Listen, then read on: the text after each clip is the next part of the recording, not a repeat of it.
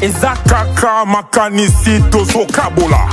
Eza kaka makanisi tozo kabola. Eza kaka makanisi tozo kabola.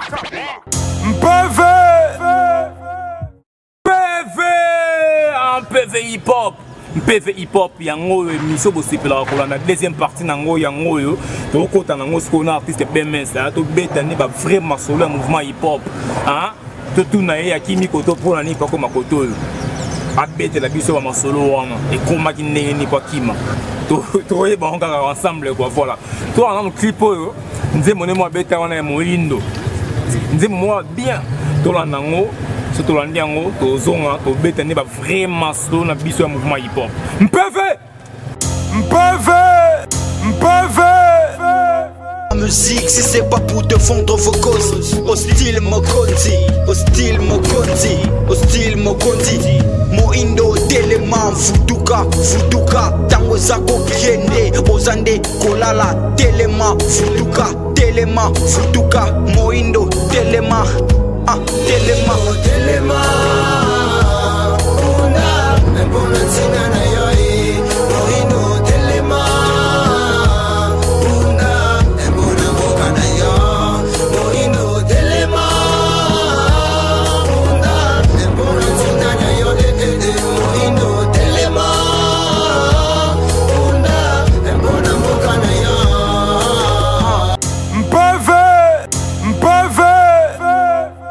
Mpeve hip-hop, voilà. Yango yo, toto na nzembo na nzembo ka bien. Otali nzembo na tango tali wana toko na trotte, tango tali ngolo bini. Ah? Tango tali nzembo na bini. Na lingara ndo ganga mpeve. Pour mpeve za raté mais c'est la rare. Bah ça linga bien et souvenir hein. Souvenir na donc voilà bien ba début na ngapini lo bne pesa nga makambu bina à l'époque ya ngwana mwindo. Voilà, artiste BMS.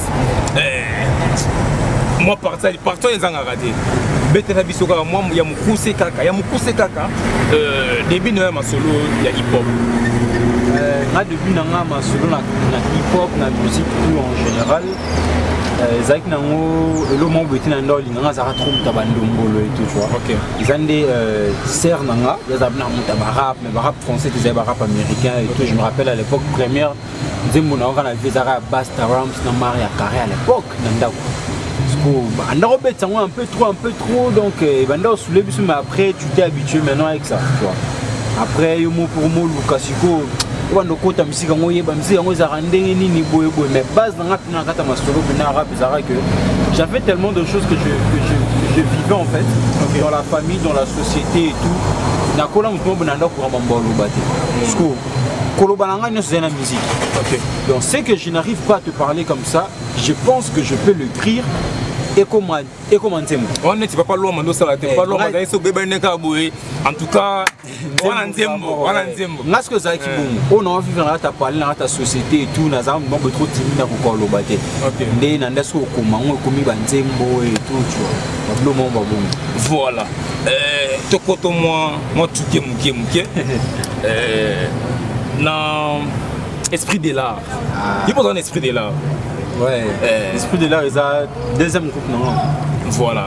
L'esprit de l'art, t'es. Biso l'esprit de l'art, faut que nous avons calme. Biso ça bien message à biso. Mais tu sais comment esprit de l'art, on a tamoté, on a pina zare sous. On a pina ta calme, pina bien. Parce que ni nango qui message. Beta moi ma solo na balinga ba yeba ngonan. Ah ma solo na leader na bino na lobanga ezaki leader belgo quoi, leader de belgo non? Na lobanga zaka na raisonnement monnaie c'est que ça nga fort na mona ngozaki zaki bolingo fait zaki jeunesse. Parce que le gars télémela ba tout pour te faire télémela te ba nini na boye petit na basuka ba nini mais tant okola maturité oya motala ça c'était la jeunesse. L'homme ne sera qui jeunesse n'est par rapport à yoto par rapport à bateau par rapport à ngai ça relève il y en a d'autres na côté liboso tu ngai okuta d'autres en fait ngai ça relève okuta d'autres nga bandaki goya na ndeko ya espace madiko chez venanga ice comprendre nando yande chez benda banzembo banini papa si na mokanga manae na mokanga manae bon nga déjà bando rapper mais biso moni rap no ya bien mais sur votre mombo mais so kanga mi koto écriture banini comment au kola na industrie ne mamango ezala mama ice ndeso na koti pina na moko tapina bien mbe papa to moko taplo momba bongo mais ba mara mususu elekara scope to bomba on a mamango ya kani po dans PV to bomba on a mutema so ton pe scope be esprit pe o mo ya pe banini pas révolter pe to sala banini aller leki mais aux MP fata monda mutoko hôtel solo je me rappelle le mombo ngazara bien ngazara bien mbeti mais ça no wa donc moi n'a pas l'impina ngano ya pa maman Thérèse nando lia puis surtout maman ba mote belé maman Thérèse maman na biso on va ebinde full de maman so sali maman bastar maman bastar on va jouer mon boy to kindara to na concert mon boy fait tout bitana adila comme soirée tempo à l'époque on répétait to répétait et puis comme na scène pas qui va la touch mata mata ba même sous simba caméra filmé bani so bon on est côté nga ce qu'on attend là l'artiste na répéter na combien na nous les binabwe il fan na pina mutema bani comprendre c'est ano ebisa OK place na ezali a hôtel place na caméra bon je ne sais pas en fait ça n'a pas été passé c'est pas ça là on a non c'est pas payé non na best musique on fait partie dans ma caméra mais la best musique ouais bien sûr best musique mais on a bino ne bosimba maman mais place est-ce que moi que belgo amuna koko pai visionnaire amuna de vision mais on a minute on a rap et simba il faut que la caméra simbi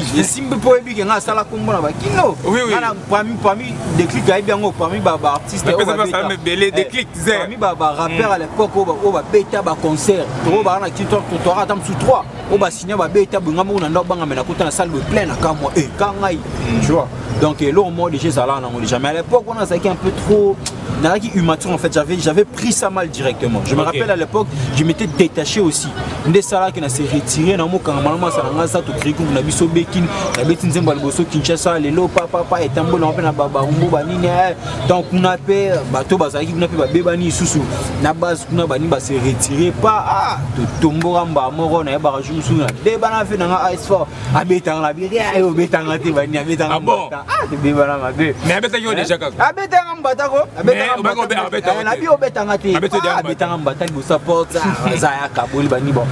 on était encore immature en fait c'est la joie voilà PV Hip-Hop yango siko to ki na partie o comme Mikolo on na ngamba gospel c'est ça non déjà 5 ans 6 ans voilà toi non clip comme ça to zonga to beta ce qu'on va vraiment solo voilà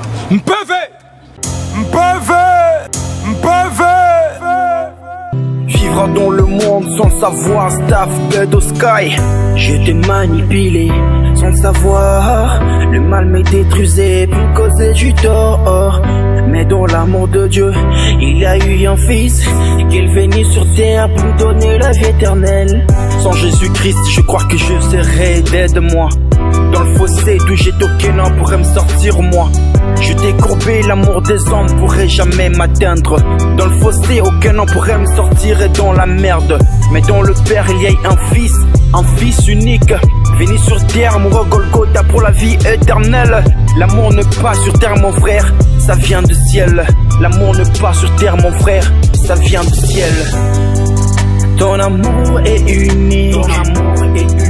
Ton amour est unique. Dans ta présence, fait beau vivre d'amour. Hey, ton amour est unique. Hey.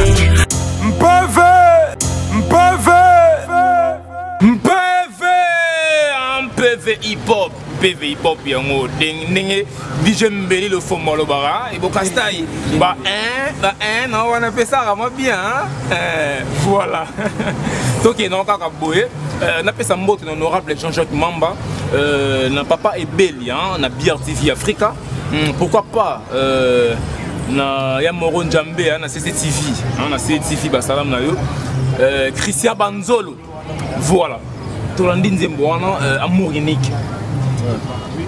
L'amour unique. Ezaki tango bandis comme au côté monde ya bonzambe tout le bon non au côté monde qui bonzambe ya gospel ils ending ni masolo et ba makanisa ngo ending ni ben attends à se convertir en fait parce que na poli na botam la famille chrétienne na poli la famille chrétienne mais mika attends maman s'est révolté car continue ba maman sous yo et tout. Alors, tant que on s'est converti vraiment dans Jésus-Christ comme Seigneur et Sauveur de ma vie personnelle, je crois en 2014, donc 2014, le 18 août 2014 à 16h. Alors, tant qu'on s'est converti, c'était la boule qui a la musique chrétienne. Parce que déjà la musique à mon rap dans ça là, la musique était qui n'était pas soit tiki rap à la c'était. La tika rap, na to bimisa épée dans l'époque izaka yakuza. Na beta banzembo pena ki fanda batu ba mutu akala na ba G6 na beta ba Kinshasa lelo na beta ba banzembo donc na tika pena musique wana ke na succès nanga époque na bar ezaki ligote ke succès si après atali ga te anatika se convertité na moto yebi ke succès si là qui a pas quoi changer net non tanga ba comme ba rapper belé ou na ba la carbando rapper kala na comme ka mo na ta pe ba ma ba chanter bon na mta azana vision donc atika pe nandule atika rap wana na zali ja likulu na tiki. Après, quand je me suis converti dans une boule qui n'a pas de sa musique, na boule qui n'a pas de là, na autre travail na boulot na ngai. Moi à l'époque on ça na scène. Ça qui bon. Mais après une année, moi musique ou en salana. So béton so nzambe bi qui a été belé pour comme pendant pour mo binna bango. Les mots peut ça un peu courage après le Saint-Esprit m'a convaincu aussi. Il y a ce qu'on a mis bon dans l'Obani. Nous étant dans la futilité, son dans l'Obani. On peut en faire ici. Des enfants qu'on va vexer. C'est compliqué d'habiter. Finalement, déjà témoignage. Si on a fait déjà tout témoignage dans notre affaire musique à Yokika. Ah bon moi. Et na soit si comme Makambonga bandako vivre. Na balo yango na komi yango na place nzamba utinga ya zwinga o asalenga ndeso na koma tkonze mwana mobini. Basé sur le verset Jean 3,16. Car Dieu a tant aimé le monde qu'il a donné son fils unique, afin que quiconque croit qu'on lit, qu'il ne périsse pas mais qu'il ait la vie éternelle. Laissons la commande de Mbouana et Moussa Mourini, que ça l'écrit de Jenny, papa. Jenny Swatch. 2 mois après, Batbaoka. Swatch. BF. Batbaoka a fait moi dit le lot. Pour l'engager dans Banzembo, tout non, dans ça là Banzembo. Mais pour l'engager dans Banzembo, que je porte à cœur. Voilà. Donc, on peut se na clip ya Pasteur Moïse Mbia na ndiko na mosi wana comment la souvenir c'est Eliane et tout le monde qui kuna tout le monde quand ndiko komina oyema na Pasteur Moïse Mbia te ngana za na ngoro ba na muta batuchwa étoile bakanga ngote oui bakanga ngote bato bazanga ba ebi natambolaka na yate pour me faire inventer mais natambolaka bato pina ba mais je suis vraiment plus attiré bateau père pour moi le pasteur Moïse Mbi c'est un père, c'est un mentor donc petit peu monique porte monsieur Fongwami que tu commis sous la place monsieur fait que tu commis les lots c'est passé dans qui peut être qui n'a pas habité même si dans Fongwele a pas pour monique Maramule tilo to komi pe boye to mi pe reconnu pe na monde dango comprendre tant apike ya même si bajoko pas ali donc voilà masolongo yango wana siko na tango komi na ngambo ba projet nango ekende nene ngomo na ngo ke esimi pena ou bien et ça que on nous pour pas comprendre bien c'est bon spirituellement oui mais musicalement on a avec un monde membre on maîtriser on a zalaté parce que so tangena que à l'époque avec son abetinze mon abi que so na pour ça na beta concert dans le cas Frédéric dans le canet dans celle nga dans zala Jenny dans zala boy dans les capas intel dans le cas DJ dans le cas dans le cas DJ Dadi na abi déjà monde dans ngana ndeza parce que hors d'être artiste de l'autre côté tu manager peut artiste belé tu zala bina toi pour toi best musique et ça va citer pendant 4 ans donc un monde bon à maîtriser parce que on a cette délocalisé un monde bon na ebi mututé na c'est maîtriser comprendre donc et ça qui n'a autant faut na yeba que wa sala que loko donc on a ça sur la salle nzembo faut na lukaye sur la salle bo faut na lukaye et je dis merci à Joby à Chris Kai à Tracy ba et dai kinga pina que na kota pina bana ba tout après pina na s'intégrer pina makambango quoi Donc on a un artiste était mais naza pe na ba émission na nga naza ba structure na nga donc na fandisi pe makambo pe koto zamba ça ya tshelo bo oh ça qui pour que best musique best musique ça là best musique ça là comme libre artiste belé bien sûr que oui bien sûr et comme libre artiste belé émission moko te makelele makasi je me rappelle bar c'est tellement licolo makasi je me rappelle même à l'époque DJ Funk que son nom réponse après vraiment moi Chabisuma général Funk et moi même ba ça moi ça so tout abiso pe ba petit ba que biso no ça biso bien moi mkolo ba nini mais à reconnaître que ba petit pe ba na pifo ba na makambo ba ta fait ba na masolo ba na bandé biso c'est na 4 ans na que succès ya émission nezo les cas bien toujours manager ba artiste tout manager un bon moment tout manager G6 tu manager artiste belé tu pousser p moko bon na C4 p hein ouais tu travailler ming na Christian le pur ça représentable même musique na Kinshasa tu travailler na pour na booster ba na C4 na deux concerts na ba na Kinshasa pour booster Léonis donc tu travailles là-dedans moi c'est na tape moi na musique pe na na non Léonis na mikolo mo na ndi asaka ndenge bosala ki liboso bien voilà moi bon il y a dans le monde dans le mais tu as les réseaux sociaux tu vois les choses on voit les choses comment ça se passe en fait non Léonis c'est un bon artiste le texte et tout mais Baro déjà bêta Nicolo na minute na même quand je le vois comme ça dans le billard OK moi je suis là ça va tout en fait comme bokande tikali comme biso bateau to zalaka wana to yebi Léonis mais na habité na artiste et puis bazar so ba tout se ba Léonis likambo lobi on ya retourna se ba koyeba na kota MP tout ça d'effort trop to luka bande ko to peut là masolo et bande ko mimpi bazo ba toujours ke ba ça mo passe ya ko yamba bango alors to yebité so ke continuer kaka boye vraiment ça groupe moko est bien au ba ko pesa na force sous so ba na ba ça o do PV hip hop même no ba ça PV na bango na mouvement mais tout le monde a collègue na bango na ba émission ils a penza on na mo passe est-ce que au moins on est tout fera péter un jour que non bah oui bah on péter dans nzela boy mais bah ça là ya ba comment makasi bon personnellement na dit ba monter mais na qui les a déjà sur notre succès oui bah t'as de noix et tout j'aime bien bah moi ça ndé ba bossa que surtout vraiment bah basé na écriture et na vie avec Kinshasa et moi dans la mona bango mbamona zonga la kala mona mbamo protobo ah voilà tikana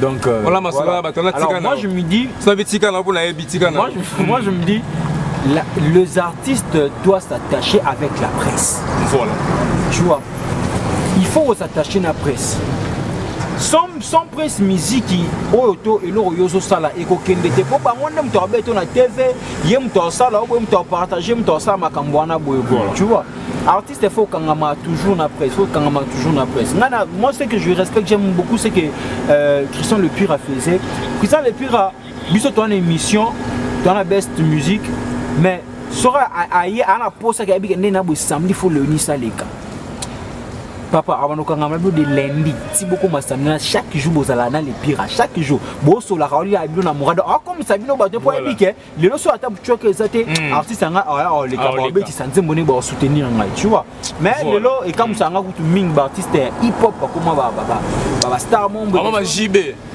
mais bon nous avons la vision d'un salama comme tout voilà tout comme nabiso penza na suka déjà il y a maso nabiso non c'est plus là au plus certains on a contact on a contact et puis moi bah dédicace na yo pour tout ka on a PVO ils ont la partie 1 de salina yo la partie 2 nango zali ba 3 nango zali ba 4 nango zali voilà et ils ont bien ma casse moi dédicace na bateau ba simba belé